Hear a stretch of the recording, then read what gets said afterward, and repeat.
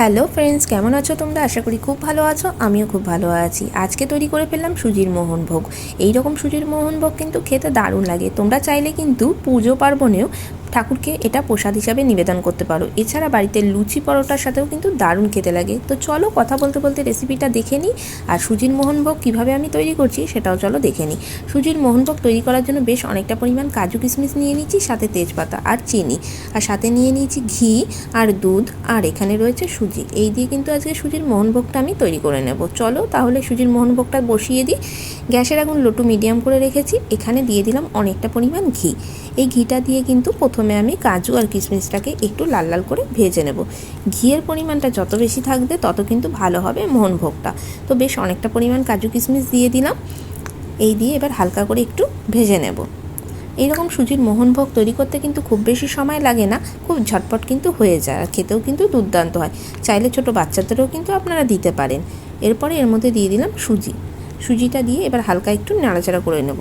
আর গ্যাসের আগুন কিন্তু একদম লো করে দেওয়া আছে, না হলে কিন্তু হাই করে দিলে সুজিটা আর কাজু কিশমিশ একসাথে দিলে পুড়ে যাবে, তাতে কিন্তু একদমই ভালো হবে না টেস্টটা। তো সুজিটা কিন্তু ভাজা হয়ে গেছে হালকা করে, আর হলো খুব সুন্দর কিন্তু একটা ফ্লেভার বেরিয়েছে। তো এরপরে হালকা করে নেড়ে চেড়ে দিলাম। এরপর এর মধ্যে আমি দিয়ে দেবো দুধ। আমি প্যাকেট দুধ ব্যবহার করছি, আপনারা গরুর দুধও ব্যবহার করতে পারেন। বেশ অনেকটা পরিমাণ দুধ দিয়ে দিলাম। দুধ দিয়ে এবার খুব ভালো করে নাড়াচাড়া করে নেব। আর দুধটা কিন্তু আগে থেকে আমি ফুটিয়ে নিয়েছিলাম।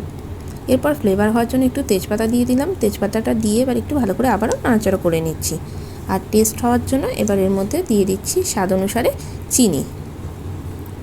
চিনিটা দিয়ে খুব ভালো করে আবারও নাড়াচাড়া করে নেব। খুন্তির সাহায্যে খুব ভালো করে নাড়াচাড়া করে নিচ্ছি। এবার সুজিটাকে একটু ফুটিয়ে নেব। সুজি কিন্তু একটু একটু করে ফুটতে শুরু করে দিয়েছে। ভালো করে নাড়াচাড়া করে নিলাম।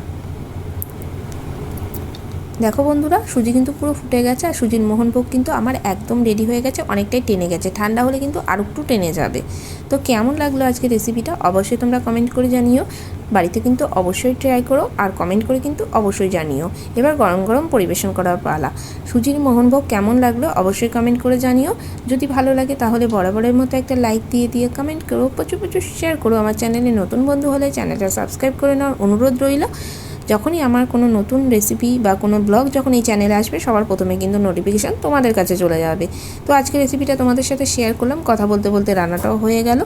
তো দেখা হবে নতুন একটা রেসিপি নিয়ে। ভালো থেকো, সুস্থ থেকো। আর এখন প্রচণ্ড গরম, সবাই বাড়ির বাইরে কম বেরিয়েও, প্রচুর পরিমাণে জল খেয়েও সাবধানে থেকো। দেখা হবে নতুন একটা ব্লগ বা রেসিপি নিয়ে। ততক্ষণের জন্য টাটা।